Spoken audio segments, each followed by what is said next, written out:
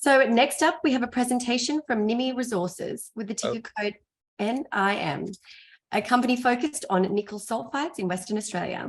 To tell us more, I will hand you over to the non-executive chairman, Simon Lill. Good afternoon, Simon. Yes, well, it's actually good morning where I am, but nonetheless, good afternoon to you. So, how are you? Very well, thank you. Let me just bring up your presentation. Nimy Resources is operating looking for nickel, which is one of the other battery metals that doesn't seem to get as much press at the moment as lithium and rare earths seem to be the two popular ones. We will touch on rare earths later on, but nickel is certainly the BHPs of the world. The Forest Group have been chasing nickel as well, and it is forecast to be in very short supply over the next 10 years. And I think in a difficult market overnight, nickel was one commodity that actually went up last night, and it's at its highest level for 6 weeks, I think I saw. So the Nimy project, we're 370 kilometres to the northeast of Perth in the Yilgarn Craton. We've got an 80-kilometre contiguous set of tenements and a fairly large landholding, 2,500 square kilometres in this area in the Yilgarn Craton. One of the reasons that I was attracted to this project, I've been very fortunate. I'm chairman of De Grey Mining, which has had a very large discovery, gold discovery in the Pilbara Craton, up in near Port Hedland. And we used to promote De Grey that the Pilbara Craton was the same as the Yilgarn Craton, same aged rocks, same greenstone belt, same structures. And really the argument was, why wouldn't there be gold as there is in the Yilgarn Craton, and indeed other commodities? And De Grey did, with great fortune, has uncovered one of the largest gold discoveries for 30 years probably around the world, up in the Pilbara Craton. And I had, since that time, we've had Chalice has discovered Julimar, and the Irahidi zinc project is also very significant. So there's 3 massive, large projects, new projects in WA, discovered where people would not have expected to have necessarily found them. And that's what I see here with Nimy. We are in the Yilgarn Craton in an underexplored area. You could argue underexplored means there's no mineralisation there, i.e. the old timers didn't find it. We have done enough work so far to find that underexplored means underexplored, and we've got a lot of work to do because of the number of targets that we do have. So I should have actually mentioned this in the last slide. So the Nimy exploration, we're on a structural trend that runs from you and me, the gold mine, to the north, all the way down to the Forestania, the nickel project to the south. So we're on that same geological structural trend. What we're showing here is a gossinous rock. We have discovered a gossin, oddly, when we were digging a sump for a drill program. Now, gossins, when the Cambolda nickel discoveries were found, there were gossins around Cambolda. They weren't necessarily what led them to the nickel discovery, but they were there. Similarly at Forestania, they have got gossins throughout that nickel area there. So to get a gossin in an area that is nickel, is fertile for nickel sulphides is quite exciting, and we are actually looking for further gossins in the area as well. We have now drilled this gossin, and you can see diamond hole number 5 there, and this was quite shallow, so it's returned nickel up to 0.48% through that gossin. Now 0.48% is not necessarily getting you excited, but it's at the top end of that gossin. So as it gets down out of the weathered zone into the fresh rock, we would hope that that level should be seen to increase. So we're hoping that the gossin will lead us to high-grade massive sulphides in that region. As you can see, so other intersections. So we had 1 metre at 0.48% nickel, 6 metres at 0.31% nickel, and other intersections as we show there. Once we'd got through the gossin, we then had 226 metres of nickel sulphides at 0.16% nickel to the bottom of the hole. Now, the next slide will show that, but I'll keep on this slide for a tick. So 0.16% nickel is not necessarily exciting people and turning the dial, but it is a large intersection. It proves that the region is fertile for nickel sulphides. And I will note that eventually, at some stage, the demand of nickel might be such that maybe 0.16% does become an economic number, particularly with the quantity at that sort of grade that we have discovered to date. Not that we've been looking for that grade, but I guess if I go back into gold as an example, who would have thought that we'd be mining 1 gram per tonne profitably, and less than that? Certainly 30 years ago, they weren't interested in 1 gram per tonne gold. So who's to say that 0.16% in quantity can't be mined? And in fact, Australia's largest gold mine is Boddington, and they're mining at 0.4 grams per tonne of gold. So 0.16%, look, it's not what we are chasing, but it is there. So we go to the next slide, please.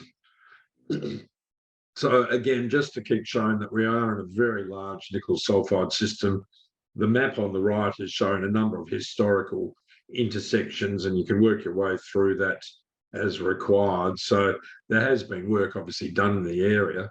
We started to do some RC holes back in 2020, late 2020 for it, but more recently diamond holes, as you can see.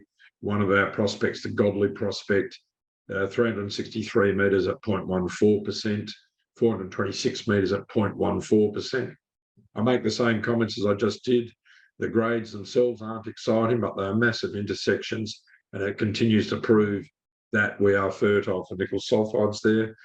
The Dease prospect, similarly, you can see those grades and assays pending on a couple of those holes. I'm not sure whether we've released those yet or not, but we are expecting, we've been using an XRF gun across these as we've been drilling them. So we're expecting similar sorts of numbers to what we've got at Godley or above there. So we are in a massive nickel sulphide, fertile nickel sulphide system. We're showing that it's got komatiites in there. A komatiite is less known in the nickel world than it used to be, but examples of komatiites in Western Australia are Mount Keith and Yakabindi. They've been operating for 30 plus years. My understanding is, whilst they've had some higher grades here and there, their average grade's about 0.6% nickel, and they are doing fine. So we're looking for 3 different types of deposit. We're certainly looking for the massive nickel sulphides where the nickel has been trapped amidst this fertile nickel sulphide region. We're also following up the komatiites, and I certainly won't say that it's second prize, but large tonnages of komatiites at sort of the 0.6 to 1% nickel is a pretty good result. And we're certainly going to have large quantities of the lower grade nickel. Again, I will note we're not specifically chasing that. So really, this is a summary. We have the tenement package is 100% owned by Nimy. We've got all heritage agreements in place. We've done a lot of geophysics. There's a lot of areas, new areas that we need to understand better and look at new targets, etc. So there will be more targets other than, I guess I call it the home set of tenements, where we've had 30 targets, and that's where our executive director has been following through. So there are a number of different targets through here. So a lot of potential for, as we say in that last bullet point, large homogeneous grade targets and high grade nickel sulphide targets. I would just like to point out, and I said I'd just touch on rare earths earlier on in my presentation. Zone F there that you can see in that slide, immediately beneath that there's a cylindrical object. That is a carbonatite, and it has had very little work done on it. Lynas and their rare earths project, that is within a carbonatite at Mount Weld. Mount Weld is a carbonatite. In recent days, WA1 has identified a carbonatite that is enriched with niobium and rare earths, which is consistent with carbonatites.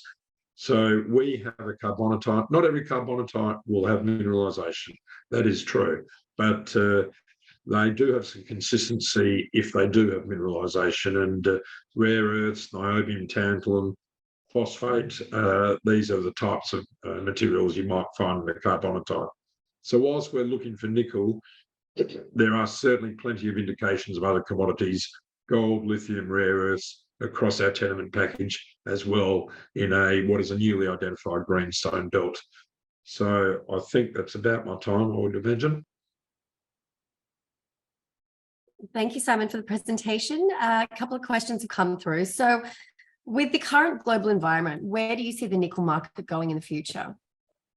It's not something I'm not a nickel market expert, but if you say that an Elon Musk is a nickel market expert, he certainly sees it increasing in demand. And if you say that Andrew Forrest and his group and BHP and know what they're talking about, they are chasing nickel projects, and that was shown by a bidding war that they had.